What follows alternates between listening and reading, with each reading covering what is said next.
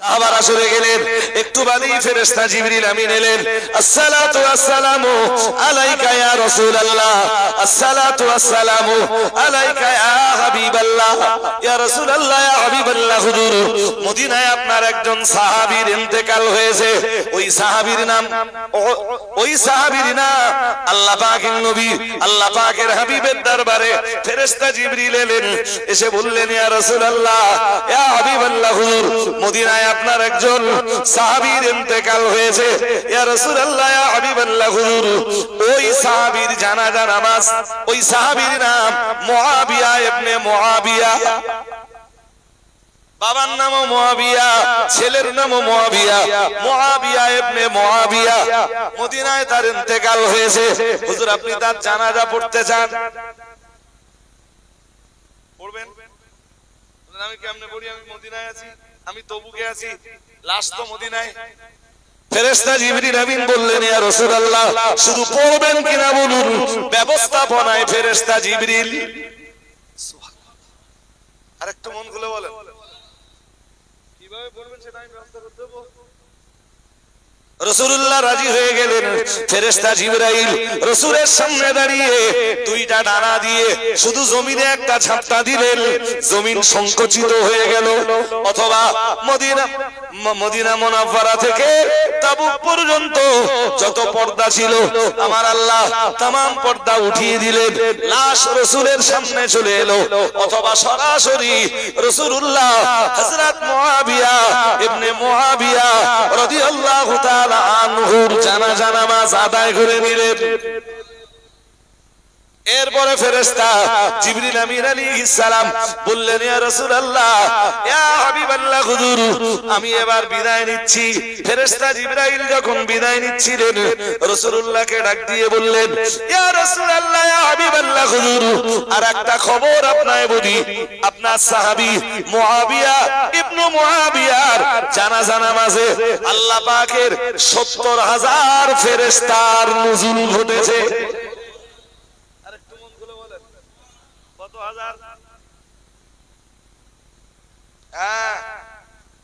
৭০,০০০ ফেরেশতার নুজুল ঘটেছে। ইয়া রাসূলুল্লাহ, ইয়া হাবিবাল্লাহ, হুজুর, আল্লাহর রহমতের ফেরেশতারা ৭০,০০০ ফেরেশতা ডানা মেলে জমিনে নামছিলেন। তাই সূর্যের আলো জমিনে পড়ছিল না। লাকাদ নাসারাকুমুল্লাহু ফি মাওয়াতিনা কাসীরাতিন। মহান আল্লাহ জানিয়েছেন, আল্লাহ তোমাদেরকে বহু জায়গায় সাহায্য করেছেন। মানে জানো আমাদেরই বলছেন, সাহাবীদেরকেই জানো আল্লাহ বলছেন, আল্লাহ তোমাদেরকে বহু জায়গায় সাহায্য করেছেন। সাহাবারা জানো বললেন, আল্লাহ কোথায় কোথায় আপনি আমাদের সাহায্য করেছেন? মহান আল্লাহ জবাব দিলেন, ওয়ায়াউমা হুনাইনিন, হুনাইনের যুদ্ধেও আমি আল্লাহ তোমাদের সাহায্য করেছিলাম।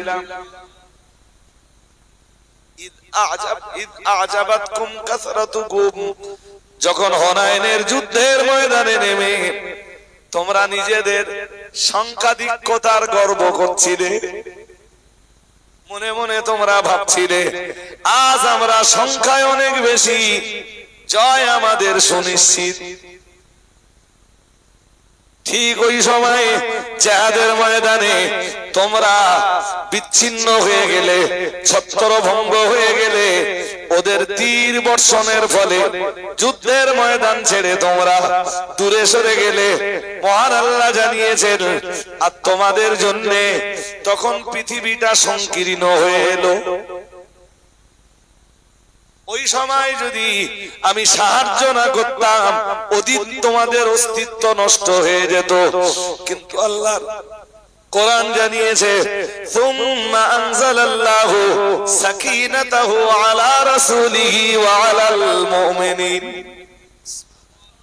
মহান আল্লাহ জানিয়েছেন, আমি ওই সময় আমার নবীর উপরে সাকিনা নাযিল করলাম, আমার নবীর সাথীদের উপরে সাকিনা নাযিল করলাম।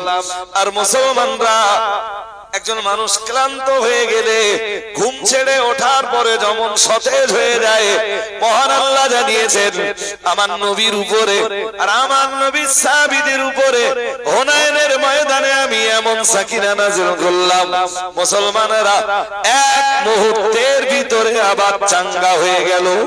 সূরা ফাতিহার উপরে কোরআন নাযিল হয়ে গেল। আম্মা জান আয়েশা বললেন, আমি যেই না বললাম আমি তওবা করব না, আমি আল্লাহর কাছে ক্ষমা চাইব না, হুজুর এ পর্যন্ত আমি আপনার কোনো কথা আমার জীবনে অমান্য করিনি, জীবনে কখনো আপনার অবমাননা করিনি। ইয়া রাসূলুল্লাহ, ইয়া হাবিবাল্লাহ, হুজুর আপনার নির্দেশ আমি সব অক্ষরে অক্ষরে পালন করেছি। আজ আমি আয়েশা আপনার নির্দেশের মান্যতা দিতে পারছি না, কারণ আমি আয়েশা যেই না তওবা করব জনগণ আমায় বলবে আয়েশা যদি অন্যায় নাই বা করে থাকবেন তাহলে তওবা করলেন কেন? এ লজ্জা আমি লুকাতে পারবো না, আমি এই অপমান আমি সহ্য করতে পারবো না। আম্মা জান আয়েশা তাই বললেন, হুজুর আপনার সব কথা শুনবো, আজকে ক্ষমা চাইতে বললে, আজকে আল্লাহর কাছে তওবা করতে বললে আমি আয়েশা তওবা করব না। প্রিয় নবী মুহাম্মদুর রাসূলুল্লাহ সাল্লাল্লাহু আলাইহি ওয়াসাল্লাম ততক্ষণে ঘরমাক্ত হয়ে যাচ্ছেন, আল্লাহ পাকের নবী ঘেমে যাচ্ছেন, আর ঘেমে যাওয়ার মর্মই হলো রাসূলের উপরে এখন ওহী নাযিল হচ্ছে। মহান আল্লাহ কোরআনের আয়াত নাযিল করছেন প্রিয় প্রিয় রাসূলের প্রতি, আমার নবীর উপরে কোরআনুল কারীমের আয়াত নাযিল হয়ে গেল। ইন্নাল্লাযীনা জাউ বিল উফকি ইন্নাল্লাযীনা জাউ বিল ইফকি উসবাতুম মিনকুম। মহান আল্লাহ আয়াত নাযিল করে দিয়ে বললেন, ও নবী আমি আল্লাহ পাক রব্বুল আলামিন বলছি, আমি আল্লাহ পাক বলছি এতদিন ধরে আপনার বিবি আয়েশার উপরে যা চলছে সবটাই হলো অপবাদ, আর এই অপবাদ আপনার বিবির উপরে চাপিয়েছে আপনার দলের লোকেরাই। ক্বালান নবী সাল্লাল্লাহু আলাইহি ওয়াসাল্লাম, আল্লাহ পাকের রাসূল তাকে বললেন, ইযা দাখালতা বাইতাক, রাসূলুল্লাহ বললেন তুমি যখন বাড়িতে যাবে,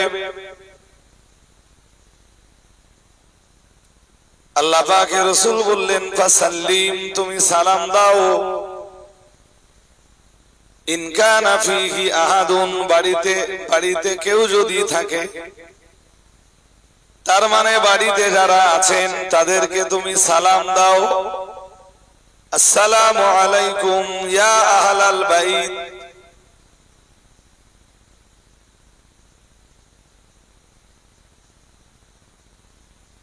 বাড়িতে যারা আছে তোমার সালামের আওয়াজ পেয়ে তারা সাবধান হয়ে গেল, ভিতর থেকে তারা তোমার সালামের জবাবও দিল, আর এর মাধ্যমে তুমি তাদের জন্য আল্লাহর কাছে শান্তির প্রার্থনা করলে, তারাও তোমার জন্য আল্লাহর কাছে শান্তির আবেদন জানালো। সালামটা আসলে কি? আল্লাহর কাছে পারস্পরিক শান্তির কামনা করা। আমরা এই যে দেখা হলে বলি আসসালামু আলাইকুম, এটা কি? পারস্পরিক শান্তির আবেদন। কার কাছে?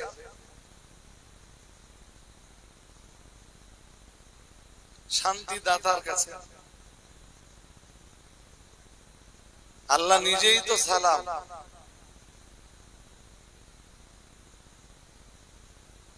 আল্লাহ নিজেই কি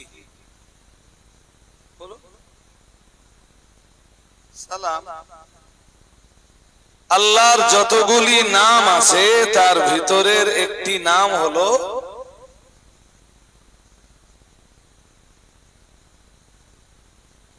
লিল্লাহিল আসমাউল হুসনা। মহান আল্লাহ জানিয়েছেন আল্লাহর অনেকগুলি নাম রয়েছে। কতগুলি নাম রয়েছে তাফসীরকারকরা তার তাফসীর লিখতে যে লিখেছেন ৯৯ আল্লাহ পাকের সুন্দর সুন্দর নাম রয়েছে ৯৯টা।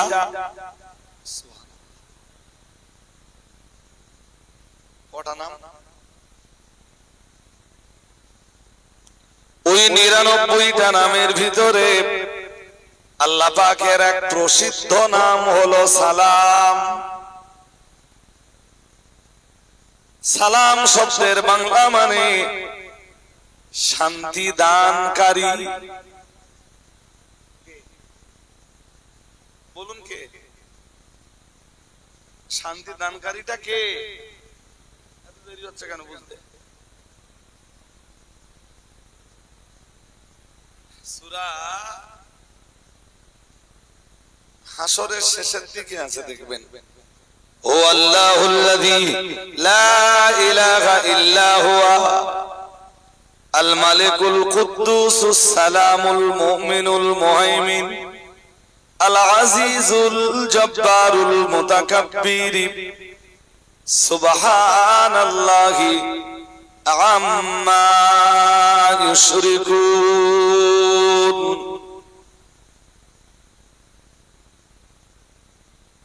এই যে পরপর বলা হলো না, আল মালিক, আল কুদ্দুস, আসসালাম, আল মুমিন, আল মুহাইমিন, আল আজিজ, আল জব্বার, আল মুতাকাব্বির, সবগুলো আমার আল্লাহর নাম, সুন্দর সুন্দর নাম। আর একটু মিলেমিশে একটু বলেন না সুবহানাল্লাহ। ঘুম পাচ্ছে এখনো? ঘুমানোর সময় হয়নি তো, হয়েছে কি? হ্যাঁ, আর ঘুম লাগার আগে আমি মাকে ছেড়ে দেবো, চিন্তা করতে হবে। এই যে কথাগুলো বলছি গুছিয়ে আপনি সব মজলিসে, সব হুজুরের কাছে এই কথাগুলো পাবেন না। যেদিন আল্লাহ পাক ফেরেশতা জিবরিলকে পাঠালেন রাসূলের কাছে, একটা ভালো মেসেজ নিয়ে ফেরেশতা জিবরিল এলেন রাসূলের কাছে। রাসূল গারে হেরায়,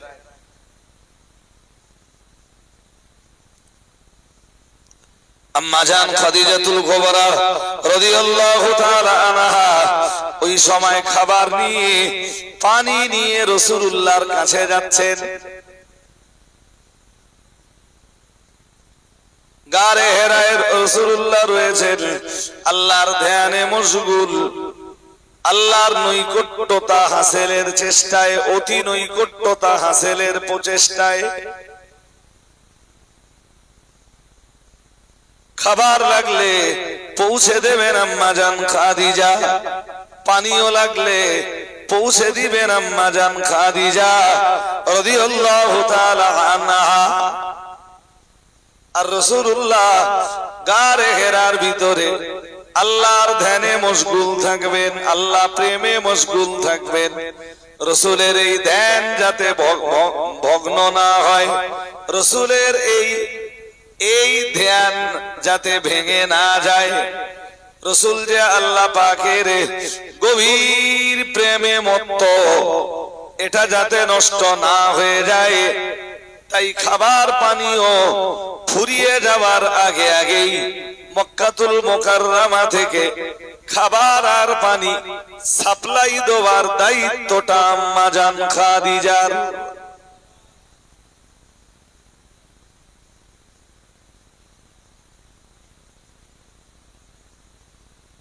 রাসূল নিজে বলেছেন, মুসলিমের হাদিসে এসেছে যে রাসূল বলেন, কখনো কখনো যা আর তু বিহিরাইন শাহরান, মানে তখন রাসূলের বয়স বলো 40 প্লাস, আর 40-এর আগে থেকে ওই গুহায় রাসূলের ইবাদত শুরু। মুসলিমের এই হাদিসটাতে আসছে নবীজি বলেন জাওয়ারতু বিহিরাইন শাহরান, কখনো কখনো আমি রাসূলুল্লাহ গারে হেরার প্রতিবেশী হিসাবে ওই গুহাটার ভিতরে অবস্থান করেছি 1 মাস।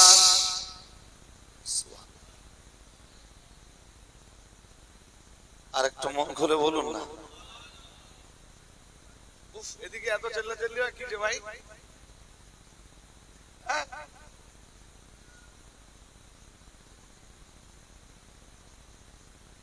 কখনো কখনো 1 মাস রাসূলুল্লাহ গারে হেরায় খাবার পানি পৌঁছে দিবেন মা খাদিজা। আম্মা জান খাদিজা রাদিয়াল্লাহু তাআলা আনহার বয়স হয়েছে, রাসূলের বয়স 40, মানে আম্মা জানের বয়স তখন 55।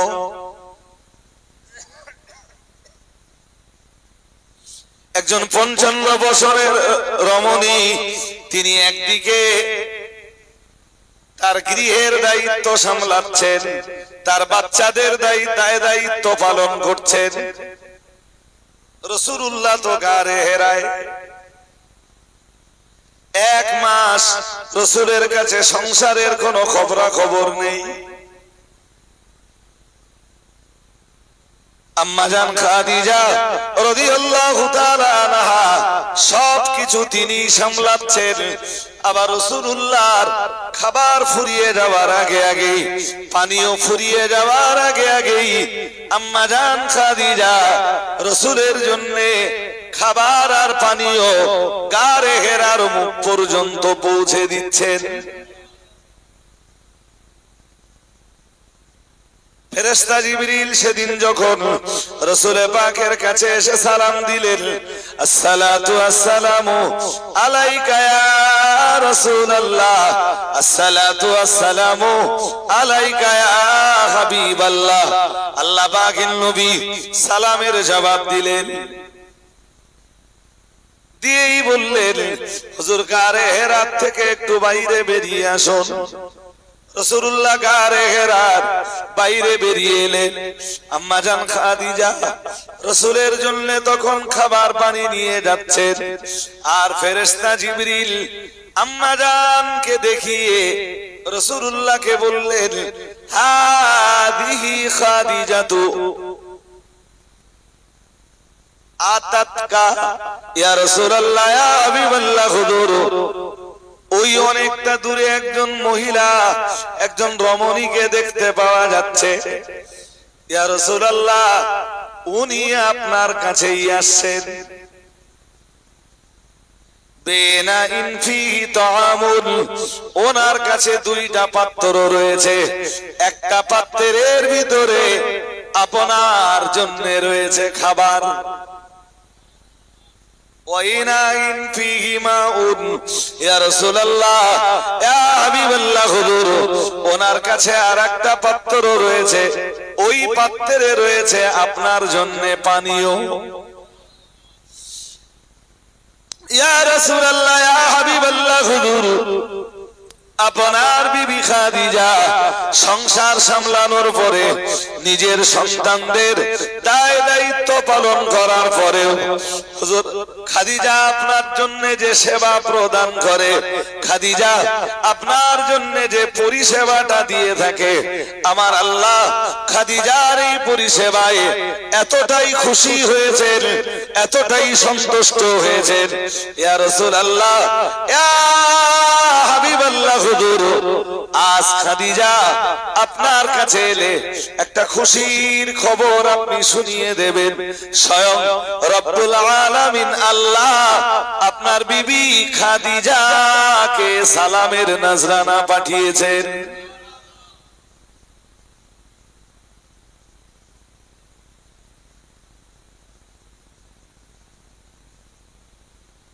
ঘুম পাচ্ছে আপনাদের নাকি?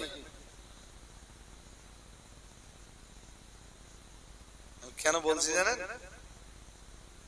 আমার আগের কথার সাথে পরের কথার সাযুজ্যতা কি, সম্পর্ক কি, এবার পেয়ে যাবেন। এরপরে ফেরেশতা জিবরিল আমিন আলাইহিস সালাম আবার একটা কথা বললেন, ইয়া রাসূলুল্লাহ, ইয়া হাবিবাল্লাহ, হুজুর, আল্লাহ পাক শুধু খাদিজার জন্য সালামের নজরানা প্রেরণ করেছেন তাই না, আর একটা খবর রয়েছে, সে খবরটাও আপনি খাদিজাকে দিবেন। ইয়া রাসূলুল্লাহ, ইয়া হাবিবাল্লাহ, হুজুর, আল্লাহ পাক রব্বুল আলামিন খাদিজার জন্য জান্নাতের ভিতরে একটা ঘর নির্ধারণ করে দিয়েছেন। আমি চলে গেলাম, খাদিজা এসে যাওয়ার মতো হয়েছে। মা খাদিজা পৌঁছালেন, রাসূলকে সালাম দিলেন, রাসূল মুচকি হাসলেন। মা খাদিজা বললেন, হুজুর কোনো মেসেজ? বললেন, আছে খাদিজা, দুটো মেসেজ আছে খুব ভালো ভালো তোমার জন্য। আমার জন্য ভালো মেসেজ? বললেন, আল্লাহর পক্ষ থেকে সুন্দর সুন্দর দুইটা মেসেজ রয়েছে। আম্মা জান খাদিজা বললেন, হুজুর ওই মেসেজ কি আমার জন্য? রাসূলুল্লাহ বললেন, তোমার জন্যই।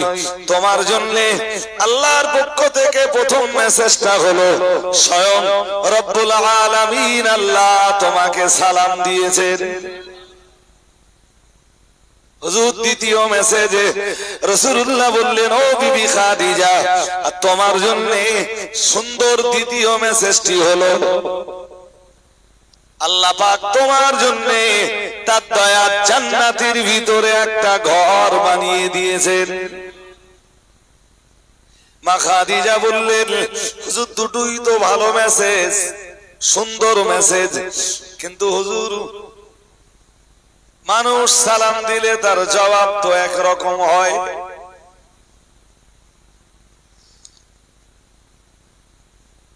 আপনারা কেউ আমায় সালাম দিলেন, আমি জবাব দিলাম ওয়া আলাইকুম সালাম। আমি সালাম দিলাম, আপনারা জবাব দিলেন ওয়া আলাইকুম সালাম। এর মানে কি? এর মানে আল্লাহ আপনাদের প্রতি, যিনি সালাম দিলেন প্রথম, তিনি বললেন আসসালামু আলাইকুম, আপনাদের প্রতি আল্লাহর করুণা বর্ষণ হোক, রহমত নাজিল হোক, আল্লাহ আপনাদের প্রতি শান্তি নাজিল করুক। যিনি জবাব দিলেন তিনি বললেন ওয়া আলাইকুম আসসালাম, শুধু আমাদের প্রতি না, আপনাদের প্রতিও আল্লাহর রহমত বর্ষিত হোক। এই তো আজকে সালাম পাঠাচ্ছেন কে? এই সালামের জবাব কি হবে?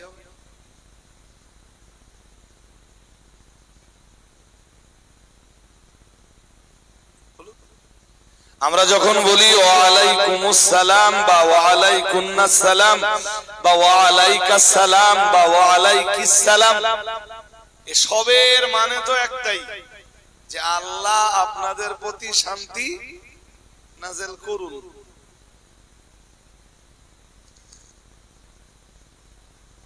কারণ শান্তি নাযিল করতে পারেন শুধু জোরে বলুন আল্লাহ। আল্লাহ ছাড়া আর তো কেউ শান্তিদাতা পারে? খাদিজা আজকে সালামের জবাব কেমনে দেবে?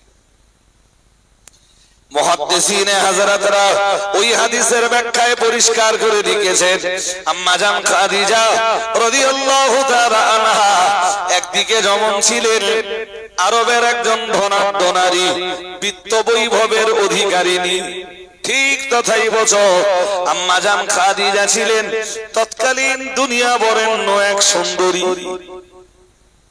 একদিকে তিনি সুন্দরী, অন্যদিকে তিনি বিত্ত বৈভবের অধিকারিণী একজন রমণী।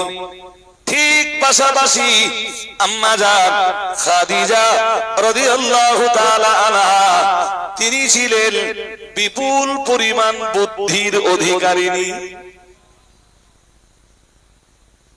কি কি বলেছি বলেন তো দেখি, মনে থাকে কি আপনাদের? এক, অনেক সম্পদের অধিকারিণী একজন মা। দুই, মা খাদিজা ছিলেন বিশ্ব সুন্দরী। তিন, খুব বুদ্ধি রাখতেন মা খাদিজা। আল্লাহ পাকের নবী যেই না বললেন ও খাদিজা স্বয়ং রব্বুল আলামিন আল্লাহর পক্ষ থেকে তোমার জন্য সালাম। আম্মা জান খাদিজা এক বিন্দু বিসর্গ দেরি না করে জবাব দিলেন আল্লাহুস সালাম।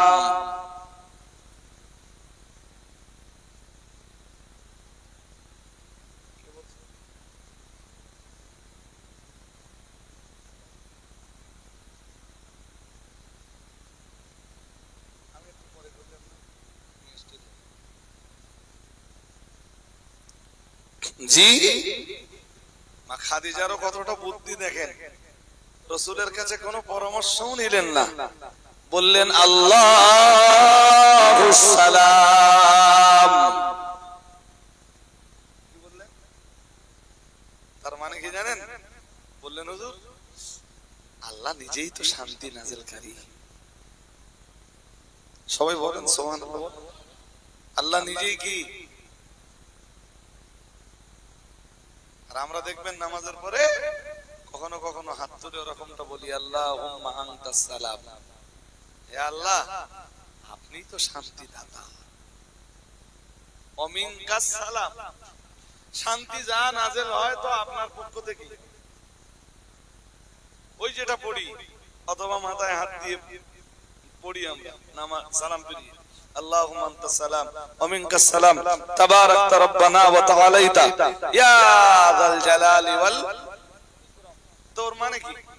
ওর মানেই হলো প্রথম অংশের মানে আল্লাহুম্মা আনতাস সালাম, হে আল্লাহ আপনিই তো শান্তি দানকারী, আপনি আমাদের একটু শান্তি দেন। ওয়া মিনকাস সালাম, শান্তি যা নাজিল হয় তো সব আপনার পক্ষ থেকেই হয়।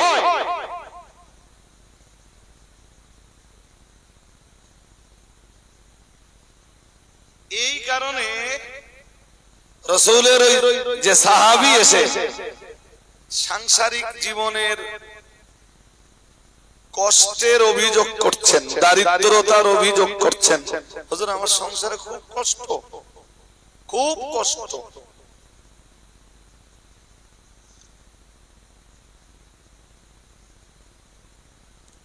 আল্লাহ পাকের রাসূল সাহাবীকে জবাব দিলেন ইযা দাখালতা বাইতাকা ফাসাল্লিম ইন কানা ফীহি আহাদুন আও কামা ক্বালা আলাইহিস সালাম। রাসূল বললেন তুমি যখন বাড়িতে যাবে, বাড়িতে যে বাড়িতে যারা আছে তাদেরকে সালাম দাও। আরেকটু মন খুলে বলেন, তারাও তোমাকে সালাম দিক, তারাও তোমাকে সালামের জবাবটা দিক, তবেই তো ওই গৃহে, তবেই তো ওই বাড়িতে আল্লাহর রহমত নাযিল হবে।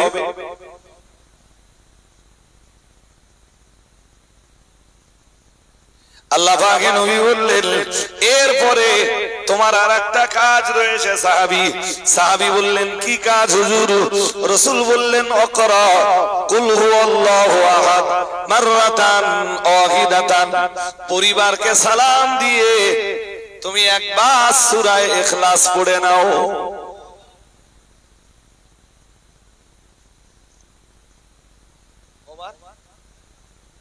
একবার। সাহাবী এসে অভিযোগ করেছিলেন কিসের? অভাব কষ্টের। রাসূল তার জবাবে বললেন বাড়ি যাও, বাড়িতে যখনই যাবে বাইরে থেকে কি হচ্ছে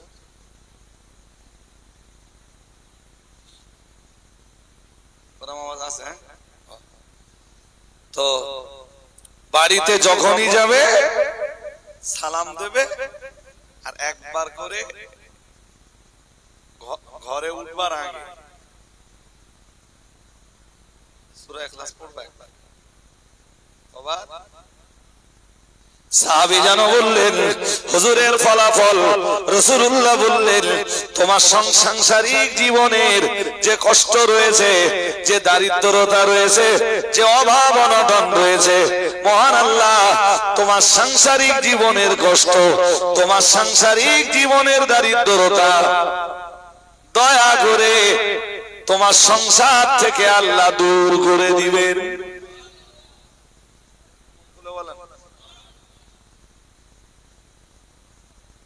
এক নম্বরে কি বলেছিলাম মনে আছে? সূরা ইখলাসের আমল করলে এক নম্বরে কি হয়?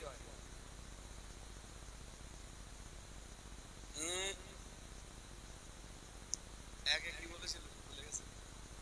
ঈমানের মৌত। উঠতে বসতে চলতে ফিরতে যারা সূরা ইখলাসের আমল করে মহান মহান আল্লাহ তাদেরকে ঈমানের মৌত দান করেন। ভুলে গেছেন এক্ষুনি? আর বাড়ি পর্যন্ত যাবে না। দুই নম্বরে বলেছিলাম সূরা ইখলাস হলো সুলুসুল কোরআন, যার বাংলা মানে হলো কোরআনুল কারীমের 1/3 অংশ। সুতরাং যারা 3 বার করে সূরা ইখলাস তেলাওয়াত করে, এক খতম কোরআন তেলাওয়াত করলে যে সওয়াব হয়, ওই সওয়াব আল্লাহ তাদের নসিবে কবুল করে নেয়। 3 নম্বরে বলছি সূরা ইখলাসের আমল যারা করে এবং যে সকল পুরুষ বাড়িতে এসে বাড়িতে ঢুকবার আগে দরজার মুখে দাঁড়িয়ে কিংবা ঘরের চৌকাঠে দাঁড়িয়ে কিংবা বাড়ির সিঁড়িতে দাঁড়িয়ে যারা পড়ে নেয় কুল হুয়াল্লাহু আহাদ আল্লাহুস সামাদ লাম ইয়ালিদ ওয়া লাম ইউলাদ ওয়া লাম ইয়াকুল লাহু কুফুয়ান আহাদ, মহান আল্লাহ তাদের সাংসারিক জীবনের কষ্ট, তাদের পার্থিব জীবনের কষ্ট, তাদের সাংসারিক জীবনের অভাব অনটনকে দূর করে দেয়। বেশি লম্বা ওয়াজ না শুনে এই আমল করতে পারেন, এরকম কিছু শোনেন যা কাজে লাগে। বিরাট লম্বা ওয়াজ নসিহত শুনলেন, শুনে বাড়ি চলে গেলেন, কিচ্ছু আমল করলেন না। হাদিস শরীফ বিবরণ দিয়েছে প্রিয় নবী আমার ওই সাহাবীকে ওই পরামর্শ দিলেন। হাদিস বিবরণ দিয়েছে ফাফালার রাজুলু, লোকটা তাই করলো।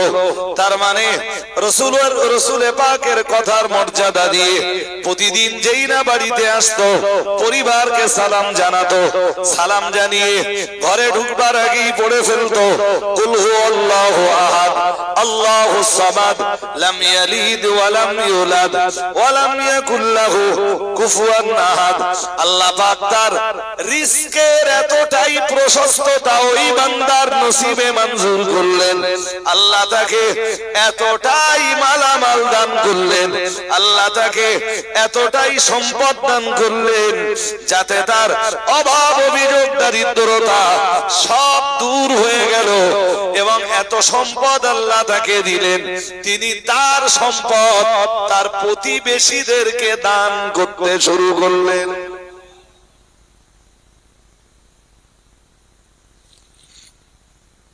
এটা সূরা ইখলাসের ফজিলত। সূরা ইখলাসের এত ফজিলত আছে ভাই, যে কোন এক মজলিসে একদিন ধরে শুধু সূরা ইখলাসের ফজিলত বললে শেষ হবে না, শেষ করা সম্ভব হবে না। হাদিস শরীফ বিবরণ দিয়েছে, আর এক হাদিসের বয়ানে এসেছে প্রিয় নবী মুহাম্মদুর রাসূলুল্লাহ সাল্লাল্লাহু আলাইহি ওয়াসাল্লাম আল্লাহ পাকের নবী, আল্লাহ পাকের হাবিব কোন একদিন হাদিস বিবরণ দিয়েছে নবী আমার কোন একদিন মসজিদের ভিতরে ঢুকলেন। মসজিদ বলতে আমরা স্বাভাবিক অবস্থায় বুঝতে পারি মসজিদে নববী।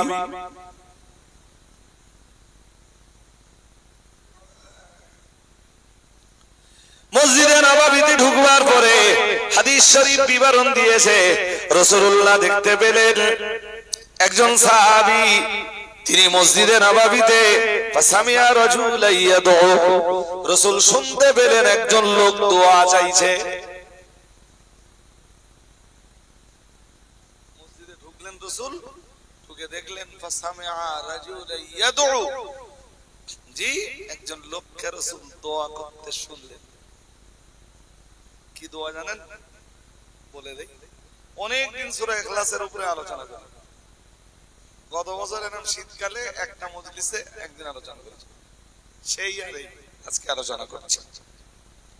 আল্লাহ পাকের নবী ওই সাহাবীকে দোয়া করতে শুনলেন। সাহাবী আল্লাহর কাছে হাত তুলে দোয়া চাইছেন, ইয়া আল্লাহ।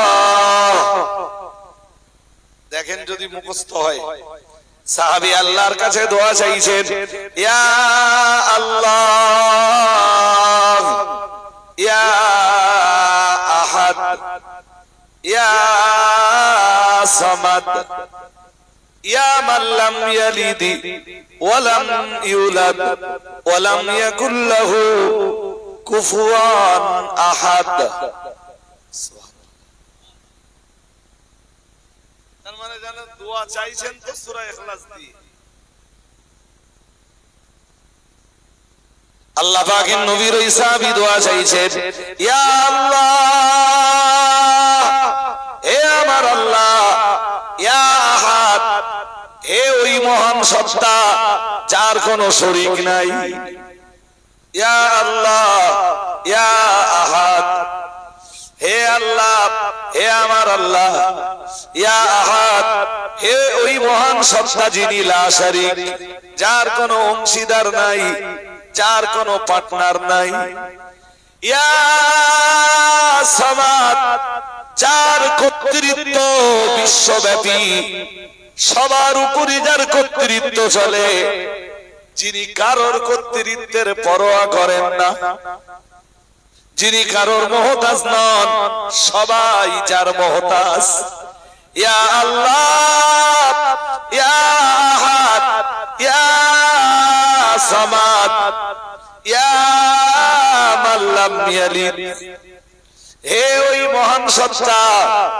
যার কোনো সন্তান নাই, যিনি সন্তান মুক্ত, যার কোনো ছেলেও নাই মেয়েও নাই, ইয়া মান লাম ইয়ালিদ ওয়া লাম ইউলাদ, যার কোনো পিতাও নাই, যার কোনো মাতাও নাই, ওয়া লাম ইয়াকুল লাহু কুফুয়ান আহাদ, হে ওই মহান সত্তা যার সমতুল্য কেউ নাই, যার সমকক্ষ কেউ নাই।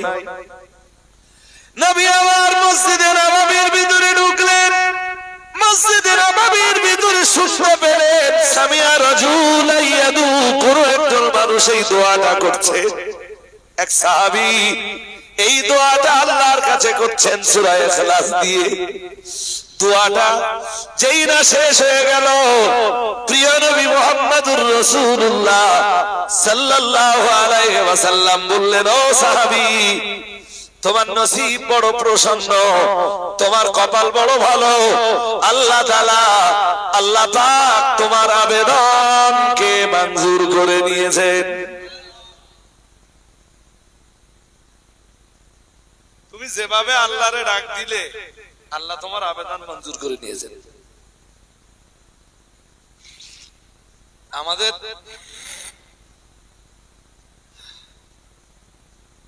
আমাদের মাইনাস পয়েন্ট কি, আমরা আল্লাহরে ডাকতেই জানি না।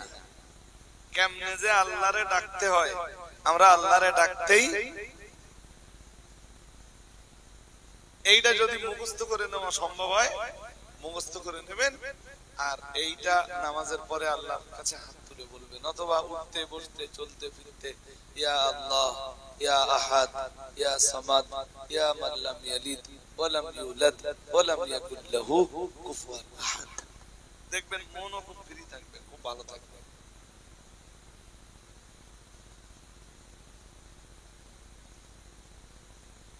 সূরা ইখলাস একদিনে কোন মজলিসে আলোচনা করে ফেলা সম্ভব? আমি তো শুধু সূরা ইখলাসের কি ফজিলত বলছি, ফজিলত। এখনো ব্যাখ্যা, বিশ্লেষণ, এক্সপ্লানেশনে আমি তো ঢুকিনি। আরো এসছে, মন দিয়ে সূরা ইখলাসের তাফসীরে ইমাম ফখরুদ্দিন রাজি তাফসীরে কাবীরে আরো লিখেছেন, রাসূলের জীবনের যতগুলো লড়াই ছিল, এক কঠিন লড়াই ছিল তাবুক। যা মদিনা থেকে অনেক রাস্তা। আমি ৩-৪ বারের সফরে যদিও কখনো তাবুকে যাওয়ার মতো সাহসিকতা দেখাইনি, কিন্তু মন খুব চায় যে তাবুকটা একটু দেখে আসি। বদরে গেছি, ওহদে গেছি, খন্দকে গেছি, যেই জায়গাগুলোতে ঐতিহাসিক লড়াই হয়েছে, তো মনটা খুব চায় যে একটু তাবুকে যাবে। তাবুক যুদ্ধটা মুসলমানদের জন্য ছিল খুব কঠিন। কেন কঠিন? এক, শত্রু শক্তি ছিল, শত্রু শিবির ছিল খুব শক্তিশালী। দুই,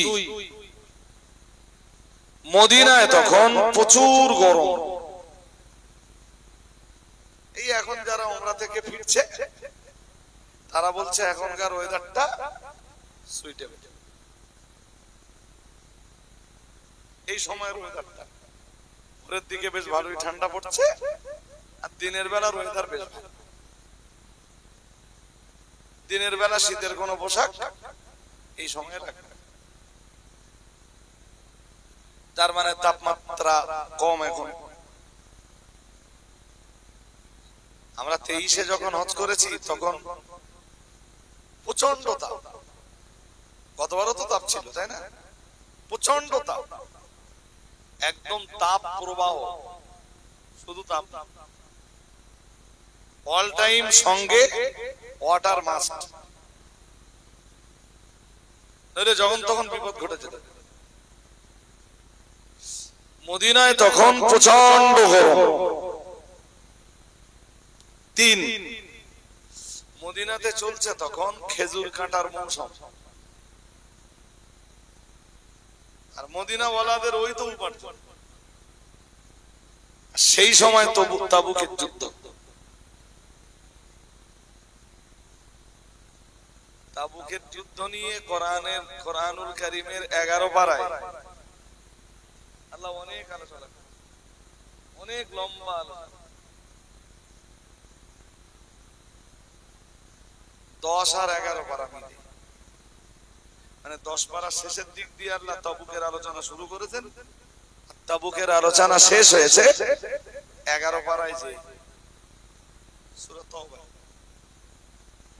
সব আপন জায়গায় রেখে আমি যে আলোচনাটা আজকে সূরা ইখলাসের সঙ্গে সঙ্গতিপূর্ণ, শুধু সেইটা করছি, সেইটুকু বলছি। রাসূল তাবুকের যুদ্ধে গেছেন, যে রাসূল তো যুদ্ধের ময়দানে তাবু গাড়তেন, তাবুকে যেও তাবু গেছেন। যুদ্ধে জয় মুসলমানদেরই হয়েছে, সুবহানাল্লাহ বলুন। আর যুদ্ধে জয় শক্তিতে হয় না, জয় অস্ত্রে শস্ত্রে হয় না, জয় সৈন্য সংখ্যার আধিক্যতায় আসে না, জয় আসে আল্লাহর সাহায্যে।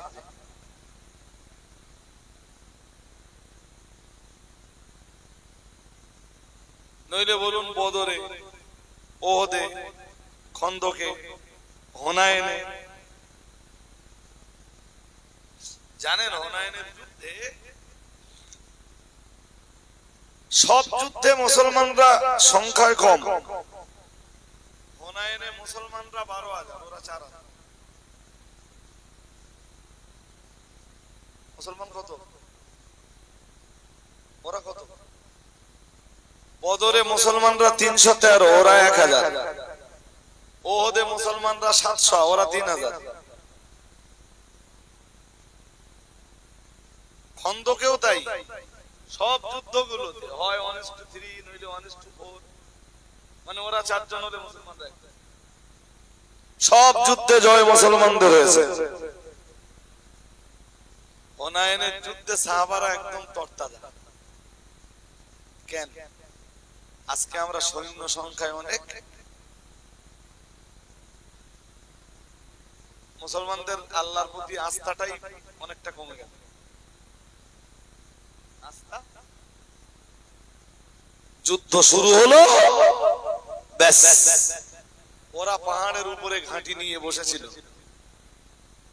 উপর থেকে তীর বর্ষণ শুরু হলো, অল্পক্ষণে মুসলমানরা যুদ্ধের ময়দানে ছত্রভঙ্গ হয়ে গেল। এমনকি এমন পরিস্থিতি এলো যে যুদ্ধের মাঠে রাসূল একা দাঁড়িয়ে, কেউ নেই। তবে তখনও রাসূলুল্লাহ নিজে আল্লাহর উপরে ভরসাটা ছেড়ে দেননি। রাসূল পকেট থেকে চিরন বার করে দাঁড়িয়ে আসছেন, আর রাসূল আল্লাহকে ডাকছেন, আল্লাহ আপনি না বললে তো আমি যুদ্ধের ময়দানে নামিনি, জয় এনে দেওয়ার দায়িত্ব। সাহাবারা ছত্রভঙ্গ, কোরআন কথার বিবরণ দিয়েছে, লাকাদ নাসারাকুমুল্লাহু ফি মাওয়াতিনা কাসীরাতিন। মহান আল্লাহ জানিয়েছেন, আল্লাহ তোমাদেরকে বহু জায়গায় সাহায্য করেছেন। মানে জানো আমাদেরই বলছেন, সাহাবীদেরকেই যেন আল্লাহ বলছেন, আল্লাহ তোমাদেরকে বহু জায়গায় সাহায্য করেছেন। সাহাবারা যেন বললেন, আল্লাহ কোথায় কোথায় আপনি আমাদের সাহায্য করেছেন? মহান আল্লাহ জবাব দিলেন, ওয়ায়াউমা হুনাইনিন, হুনাইনের যুদ্ধেও আমি আল্লাহ তোমাদের সাহায্য করেছিলাম। ইদ আ'জাবাতকুম কাসরাতুকুম, যখন হুনাইনের যুদ্ধের ময়দানে নেমে তোমরা নিজেদের সংখ্যাধিক্যতার গর্ব করছিলে, মনে মনে তোমরা ভাবছিলে আজ আমরা সংখ্যায় অনেক বেশি, জয় আমাদের সুনিশ্চিত। ঠিক ওই সময়ে জিহাদের ময়দানে তোমরা বিচ্ছিন্ন হয়ে গেলে, ছত্রভঙ্গ হয়ে গেলে, ওদের তীর বর্ষণের ফলে যুদ্ধের ময়দান ছেড়ে তোমরা দূরে সরে গেলে। মহান আল্লাহ জানিয়েছেন, আর তোমাদের জন্য তখন পৃথিবীটা সংকীর্ণ হয়ে এলো। ওই সময় যদি আমি সাহায্য না করতাম, ওদিন তোমাদের অস্তিত্ব নষ্ট হয়ে যেত। কিন্তু আল্লাহ কোরআন জানিয়েছে, সুম্মা আনজালাল্লাহু সাকিনাতাহু আলা রাসূলিহি ওয়া আলাল মুমিনিন।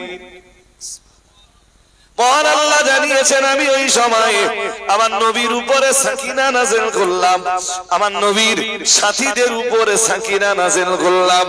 আর মুসলমানরা, একজন মানুষ ক্লান্ত হয়ে গেলে ঘুম ছেড়ে ওঠার পরে যেমন সতেজ হয়ে যায়, মহান আল্লাহ জানিয়েছেন আমার নবীর উপরে আর আমার নবীর সাহাবীদের উপরে হুনাইনের ময়দানে আমি এমন সাকিনা নাযিল করলাম, মুসলমানেরা এক মুহূর্তের ভিতরে আবার চাঙ্গা হয়ে গেল।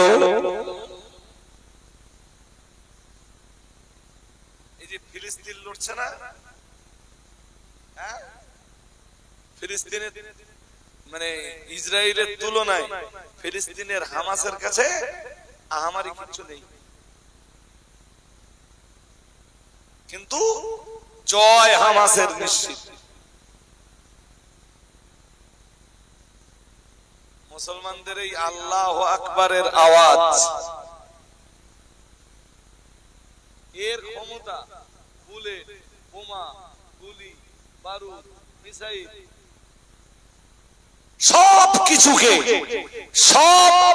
সবকিছুর তুলনায় মুসলমানদের আল্লাহু আকবারের আওয়াজের ক্ষমতা, আওয়াজের পাওয়ার অনেক বেশি।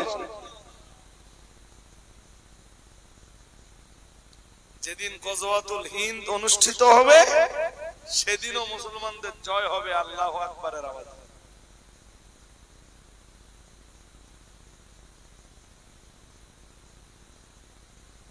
ইসরায়েল তো এখন মানসিক ভাবে ভীষণ ভেঙে পড়েছে, এবং এই যে সিরিয়া স্বাধীন হলো না, পড়েছেন আপনারা কাগজে, সিরিয়ার যে জয়, সিরিয়ার যে স্বাধীনতা ফিরে যাওয়া, এ শুধু সিরিয়ার জয় না, বিশ্বব্যাপী মুসলিম কমিউনিটির জয়ের সূচনা সিরিয়ার স্বাধীনতা। আপনারা খবর রাখেন না সিরিয়া জয়ের ব্যাপারে রাসূলের কত হাদিস? যদিও হাদিসে সিরিয়া শব্দ নেই, হাদিসে শব্দ এসছে শাম। হাদিসের শব্দ কি? শাম। আর তৎকালীন শামের এরিয়া কি জানেন? শামের এরিয়া ছিল জর্ডান, বর্তমানের সিরিয়া, ফিলিস্তিন, ইসরায়েল, সব মিলে ছিল শাম।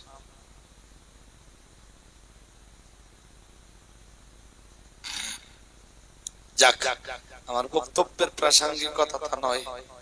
জয় আল্লাহ তাবুকের ময়দানে মুসলমানদেরকেই দিলেন।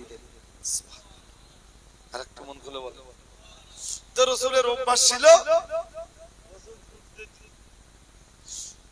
জয়লাভ করার পরেও অন্তত 3 দিন ময়দান ছাড়তেন। পৃথিবীর কেউ যেন কাপুরুষ না বলে, ওরা যদি আবার ফিরে টিরে আসে তা আবার হবে। এই জিতে গেছি এবার চল যায়, এরকম প্রস্তুত করতেন না। 3 দিন সেখানে ওয়েট করবে।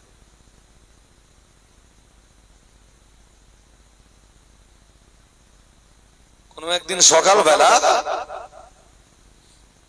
সময় মতো সাহাবারা ফজরের নামাজ পড়েছে। সকাল হয়ে গেছে, আকাশে মেঘ নেই, কুয়াশা নেই, সূর্যের আলো নেই। তো সূর্যের আলো পৃথিবীতে আসে না, যেই কারণে তার ভিতরের এক কারণ আকাশ মেঘাচ্ছন্ন। দ্বিতীয় কারণ বলো, খুব কুয়াশার দিনে দেখবেন 2-1 দিন সূর্যের আলো বেরোয়, আর বের হলো তো হালকা, হয়তো 10-15 মিনিট 20 মিনিটের জন্য হালকা বের। ফজরের নামাজ হয়েছে, সাহাবারা ফজরের নামাজ পড়ে নিয়েছেন, সকাল হয়েছে, সূর্যের আলো পাওয়া যায় না, অনেকটা সময় অতিবাহিত হয়েছে।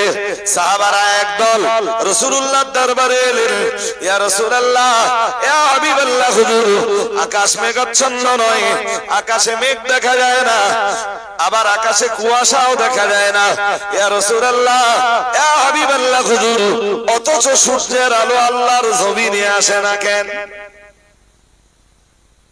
রাসূল বললেন, কেমনে বলি আমি, তোমরা জানো বিশ্ব নবী মানে আলেমুল গায়েব নন, বিশ্ব নবী মানে সব জানতা নেই। ওই জন্য সূরা নিসায় আল্লাহ বলেছেন কোন আয়াতে, যেখানে আল্লাহ বলেন ও আল্লামাকা মা লাম তাকুন তাআলাম, মহান আল্লাহ জানিয়েছেন, তিনি আপনাকে শিখিয়েছেন, তিনি মানে এখানে আল্লাহ, মহান আল্লাহ জানিয়েছেন আমি আল্লাহ আপনাকে শিখিয়েছি মা লাম তাকুন তাআলাম, যা আপনি জানতেন না। যা আপনি জানতেন না, তা কি শিখিয়েছেন আল্লাহ?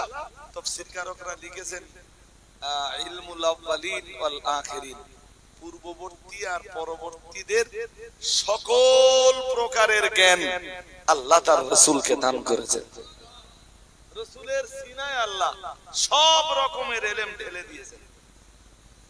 তবে ওই কথাটা আল্লাহ বলে দিলেন, বললেন ওয়া আল্লামাকা মা লাম তাকুন তাআলাম, আমি আপনাকে শিখিয়েছি তা যা আপনি জানতেন। তাহলে বুঝতে হবে যে রাসূলের সিনায় আল্লাহ ইলম দিয়ে ভরপুর করে দিলেও রাসূলের জীবনের একটা সময় ছিল যে সময় রাসূল জানতেন। এটাই খালেক আর মাখলুকের পার্থক্য, এটাই আল্লাহ এবং নবীর পার্থক্য। আল্লাহর ক্ষেত্রে কোনো টাইম নেই যে টাইমে আল্লাহ এটা জানতেন আর এটা জানতেন। আমার কথা বুঝতে পেরেছেন কি? নবীর জীবনের একটা সময় ছিল যে আল্লাহ নিজে বলতেছেন যে সময় আপনি জানতেন, কিন্তু আল্লাহর ক্ষেত্রে এরকম কোনো টাইম আছে? এরকম কোনো ক্ষেত্র আছে? নেই। এটাই আল্লাহ নবীর পার্থক্য।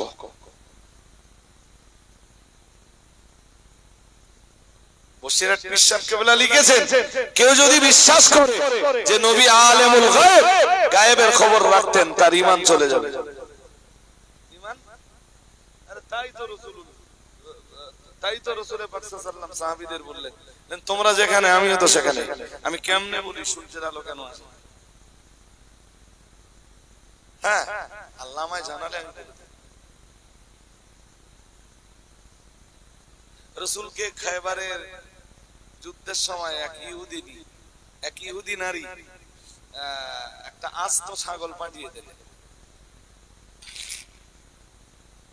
গোশতে বিষ মিশিয়ে আস্ত ছাগল জবাই করে ওইটা চামড়া টামড়া ছাড়িয়ে আস্ত ছাগল নারী বুড়ি যা আছে, যা বিলুপ্তে বার করে নেওয়া দরকার সেগুলো বার করে ওতে বিষ মিশিয়ে রাসূলকে হাদিয়া। ওই ছাগল রান্না হলো, রাসূলুল্লাহ খেলেন। বিষ মিশ্রিত খাবার খাওয়ার ফলে রাসূলের ভিতরে সে বিষ ক্রিয়াও করলো, এবং ইন্তেকালের সময় রাসূল বলেছিলেন যে খায়বারে জনৈকা ইহুদিনী আমায় বিষ পান করিয়েছিল, আমার শরীরে সেই বিষের ক্রিয়া চলছে। রাসূল যদি আলেমুল গায়েব হতেন, ওই ছাগলের গোশত খেতেন? আম্মা জান আয়েশার উপরে যখন ব্যভিচারের তহমত দেওয়া হলো, আম্মা আয়েশা তখন অসুস্থ, জ্বর গায়ে। হযরত আবু বকরের বাড়িতে রাসূলুল্লাহ আয়েশাকে দেখতেও যেতেন। মা আয়েশা বর্ণনা করেছেন, এমনটা আমার জীবনে ঘটেনি। আমি বাবার বাড়িতে থাকলেও রাসূল একবার হলেও আমাকে দেখতে এসে আয়েশা কেমন আছে দেখে আসি। ওই পিরিয়ডে রাসূল হযরত আয়েশাকে দেখতো। মা আয়েশা তাতে আরো বেশি ভেঙে পড়েছিলেন যে সবাই বিশ্বাস করতে পারে আমার উপরে আরোপিত এই অপবাদ, সবাই বিশ্বাস করতে পারে, আমার রাসূলও বিশ্বাস করে নিলেন।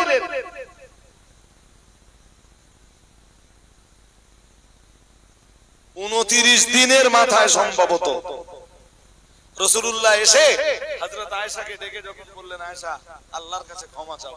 আয়েশা বললেন, নো, অপরাধী নই। ক্ষমা সে চাইবে যে অপরাধ করেছে, আমি অপরাধী নই যে আমি তওবা করব। রাসূল পাকের উপরে কোরআন নাযিল হয়ে গেল।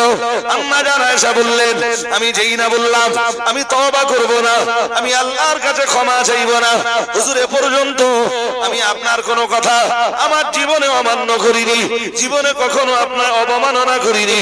ইয়া রাসূলুল্লাহ, ইয়া হাবিবাল্লাহ, হুজুর আপনার নির্দেশ আমি সব অক্ষরে অক্ষরে পালন করেছি। আজ আমি আয়েশা আপনার নির্দেশের মান্যতা দিতে পারছি না, কারণ আমি আয়েশা যেই না তওবা করব, জনগণ আমায় বলবে আয়েশা যদি অন্যায় নাই বা করে থাকবেন তাহলে তওবা করলেন কেন? এ লজ্জা আমি লুকাতে পারবো না, আমি এই অপমান আমি সহ্য করতে পারবো না। আম্মা জান আয়েশা তাই বললেন, হুজুর আপনার সব কথা শুনবো, আজকে ক্ষমা চাইতে বললে, আজকে আল্লাহর কাছে তওবা করতে বললে আমি আয়েশা তওবা করব না। প্রিয় নবী মুহাম্মদুর রাসূলুল্লাহ সাল্লাল্লাহু আলাইহি ওয়াসাল্লাম ততক্ষণে ঘরমাক্ত হয়ে যাচ্ছেন, আল্লাহ পাকের নবী ঘেমে যাচ্ছেন, আর ঘেমে যাবার মর্মই হলো রাসূলের উপরে এখন ওহী নাযিল হচ্ছে। মহান আল্লাহ কোরআনের আয়াত নাযিল করছেন প্রিয় প্রিয় রাসূলের প্রতি, আমার নবীর উপরে কোরআনুল কারীমের আয়াত নাযিল হয়ে গেল, ইন্নাল্লাযীনা জাউ বিল উফকি ইন্নাল্লাযীনা জাউ বিল ইফকি উসবাতুম মিনকুম। মহান আল্লাহ আয়াত নাযিল করে দিয়ে বললেন, ও নবী আমি আল্লাহ পাক রব্বুল আলামিন বলছি, আমি আল্লাহ পাক বলছি এতদিন ধরে আপনার বিবি আয়েশার উপরে যা চলছে সবটাই হলো অপবাদ, আর এই অপবাদ আপনার বিবির উপরে চাপিয়েছে আপনার দলের লোকেরাই।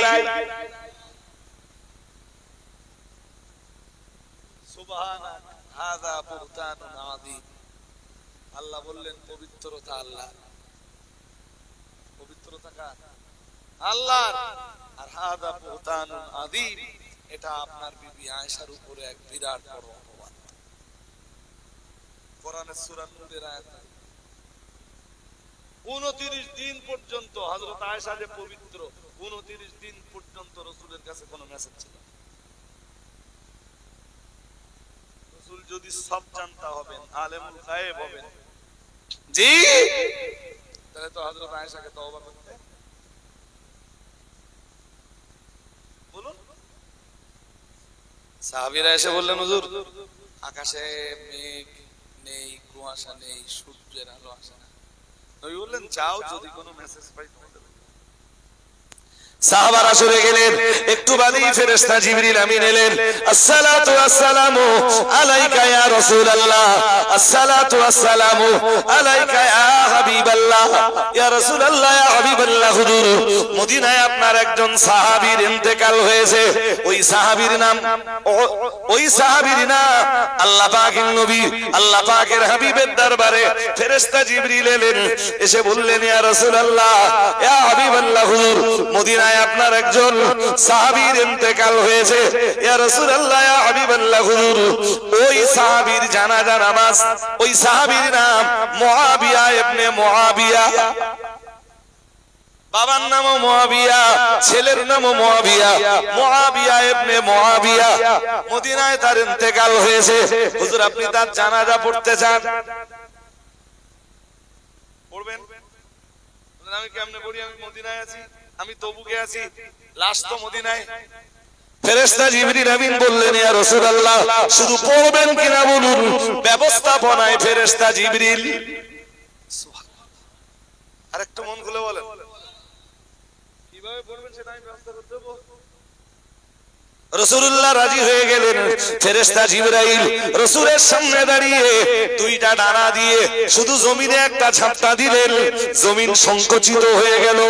অথবা মদিনা মুনাওয়ারা থেকে তাবুক পর্যন্ত যত পর্দা ছিল আমার আল্লাহ तमाम পর্দা উঠিয়ে দিলেন। লাশ রাসূলের সামনে চলে এলো। অথবা সরাসরি রাসূলুল্লাহ হযরত মুআবিয়া ইবনে মুআবিয়া রাদিয়াল্লাহু তাআলা আনহুর জানাজা নামাজ আদায় করে নিলেন। এরপরে ফেরেশতা জিবরিল আমিন আলাইহিস সালাম বললেন, ইয়া রাসূলুল্লাহ, ইয়া হাবিবাল্লাহ, হুজুর, আমি এবার বিদায় নিচ্ছি। ফেরেশতা জিবরাইল যখন বিদায় নিচ্ছিলেন, রাসূলুল্লাহকে ডাক দিয়ে বললেন, ইয়া রাসূলুল্লাহ, ইয়া হাবিবাল্লাহ, হুজুর, আর একটা খবর আপনাকে বলি। আপনার সাহাবী মুআবিয়া ইবনে মুআবিয়ার জানাজা নামাজে আল্লাহ পাকের ৭০,০০০ ফেরেশতার নুজুল ঘটেছে।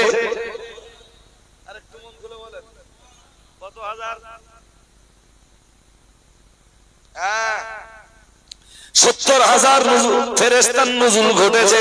ইয়া রাসূলুল্লাহ, ইয়া হাবিবাল্লাহ, হুজুর, আল্লাহর রহমতের ফেরেশতারা ৭০,০০০ ফেরেশতা ডানা মেলে জমিনে নামছিলেন। তাই সূর্যের আলো জমিনে পড়ছিল না।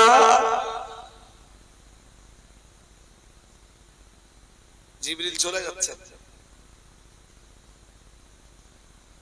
ফের বললেন, যাওয়ার আগে বললেন, হুজুর, আরেকটা জিনিস তো জিজ্ঞেস করলেন না আপনি, যে মুআবিয়া ইবনে মুআবিয়া জানাজায় ৭০,০০০ ফেরেশতার নুজুল ঘটলো কেন? আল্লাহ পাকের নবী বললেন, ওটাও তো আমার জানার প্রয়োজন। ফেরেশতা জিবরিল বললেন, ইয়া রাসূলুল্লাহ, ইয়া হাবিবাল্লাহ, হুজুর, আপনার সাহাবী মুআবিয়া ইবনে মুআবিয়া উঠতে বসতে চলতে ফিরতে সব সময় সূরা ইখলাসের আমল করতেন। আল্লাহ পাক রব্বুল আলামিন আপনার সাহাবী মুআবিয়া ইবনে মুআবিয়ার উপরে সন্তুষ্ট হয়ে তার জানাজা নামাজে ৭০,০০০ ফেরেশতার নুজুল ঘটিয়েছে। কোন সূরার? জোরে বলুন। এই জন্য অবসর সময় উঠতে বসতে চলতে ফিরতে পসিবল যদি হয়, ধরুন মোটরসাইকেল চালাচ্ছেন, তেমনি তো জবানের তো কোনো কাজ নেই, সূরা ইখলাস পড়ুন, দেখবেন বসিরহাট যেতে যেতে ১০০ বার পড়া হয়।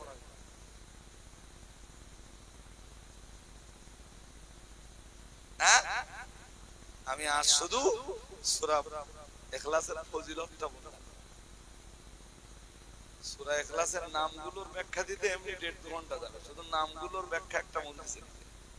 আজকে আমি সেই পর্যন্ত যাইনি, এই পর্যন্ত থাকবে আজ। ফের ইনশাআল্লাহ আগামী দিনে উঠে দাঁড়ান, সালাম পড়ি। ইয়া নবী সালাম।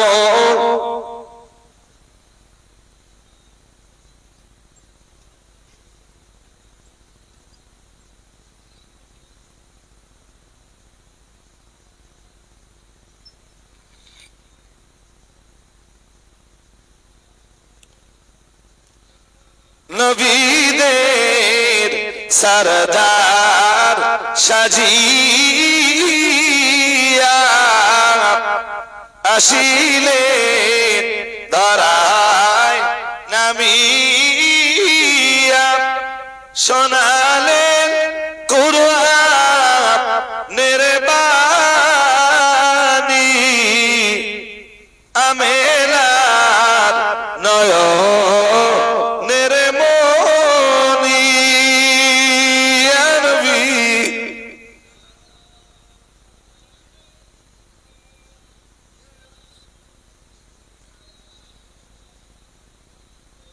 ইয়া হাবিবি সালাম।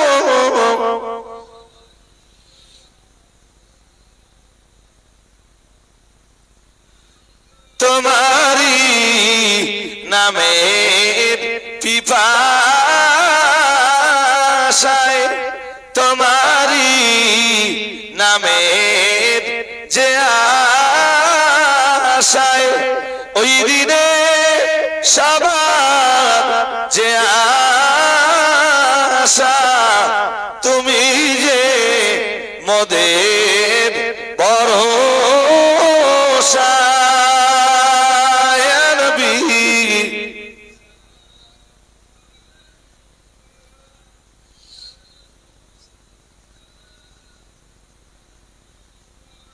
ইয়া হাবিবি সালাম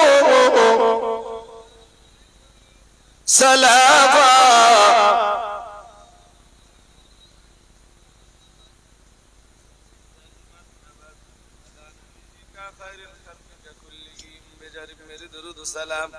برغزد نبی پر اپنے مدام بلغ العلا بکماله کشفت دجا بجماله حسنت جميع خصاله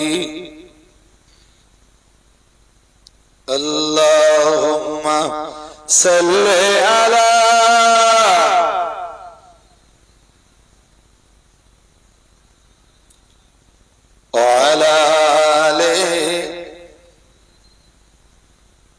সূরা ফাতিহা একবার, সূরা ইখলাস 3 বার, কয়েকবার দরুদ পড়ুন। আর এই যে বইগুলো দেখছেন খাদিজা মাদ্রাসার বাৎসরিক পত্রিকা,